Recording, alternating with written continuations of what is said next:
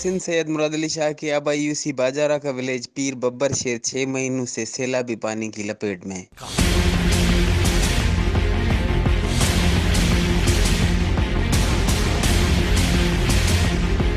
6 माह से बिजली का निज़ाम दरहम बरहम। गाँव के रहवासी शदीद मुश्किलात की वजह से हिजरत पर मजबूर। मज़ीद तफसील के लिए सेवन शरीफ से HRJDU न्यूज़ की रिपोर्टर शकील अहमद चन्ना की ये रिपोर्ट।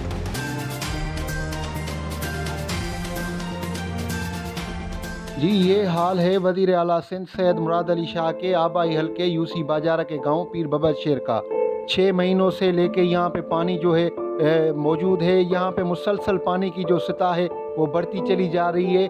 यहाँ पे जो इलाका मकीन है उनके जो घर हैं वो भी पानी की लपेट में आ गए हैं। उनकी जो ज़मीन है वो भी पानी की लपेट में आ गए हैं। एजुकेशन का निज़ाम है वो तबाह हो चुका है। यहाँ पे जो बिजली का निज़ाम है वो भी तबाह हो चुका है। यहाँ पे जो सेहत और रास्तों का जो निज़ाम है वो भी तबाह हो चुका है। यहाँ के मुतासिर लोगों ने HRJDU न्यूज़ से बात करते हुए कहा कि स्कूल पानी में अची विया आहिनि। हे पाणी जेको आहे सो सभु निकिरी नथो सघे। मास्टर अचनि था स्कूल पानी में, मास्टर वीचारा बि अचनि था पर पाणी ॿुॾो पियो आहे त मास्टर अची छा कनि। इन जे करे वीचारा मास्टर बि परेशान आहिनि। ऐं असां ॻोठाणा बि परेशान आहियूं। असांजा हितां नंढड़ा वीचारा वञनि था बाजारा। उन बाजारा स्कूल ते जेको आहे तो केतिरो पंधु आहे परे। का बि सहूलियत कान्हे का। हिते ॿोॾि लॻी पई आहे चो तरफ़ पाणी। ज़मीनूं हज़ारे एकड़ ज़ेराबाद लॻियूं पियूं आहिनि। बिस्मिल्लाहिर्रहमानिर्रहीम। दादा हिते ही असांजो हिकिड़ो ॻोठु न आहे। ही काफ़ी ॻोठनि जीअं पीर बब्बर शेर आहे, अॻियां ज़ेब पीर आहे, ऐं वरी खमीसो ॻोठु आहे, रिंदनि जो ॻोठु आहे, लाखनि जो ॻोठु आहे।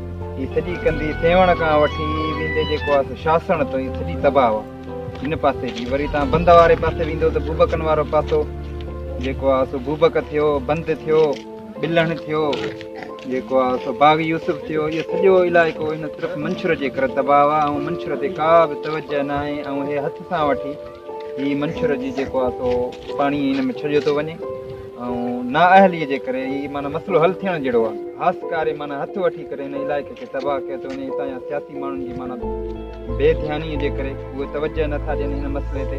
जीअं दरिया में पाणी आयो उन टाइम ते अगरि हिन पाणीअ जो जेको किनो पाणी हो उन जो छोड़ उन में कयो वञे हा त ॾाढो को बि मसइलो न थिए। हैदराबाद वारनि जो मसइलो आहे, मिसाल उन्हनि वटि पाणी ख़राबु थिए थियो या दरिया में केतिरो पाणी आयो त उन सां हीअ जे मिक्स थी निकिरी वञे त को बि मसइलो न थिए। मज़दूरी बेचारा कनि के ॿ माण्हू निकिरी वञनि वरी मोटो अचनि जे लाइ आबादी न आहे त असांजो माल बि मरी थो वञे। माण्हू बि वीचारा दरबदर थी था वञनि।